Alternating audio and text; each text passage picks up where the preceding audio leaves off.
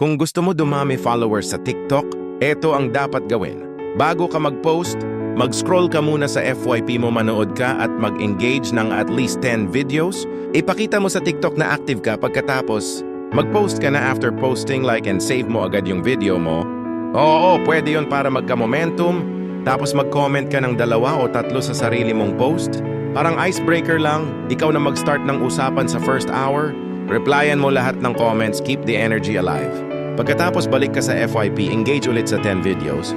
Dapat laging active, laging visible, at pag nag-viral yung post mo, huwag kang magpahinga, mag-post ka agad ng bago. Sulitin mo yung momentum para lalong sumikat ka. Boom, TikTok success na yan, game na ba? Try mo to ngayon, tara, let's go viral!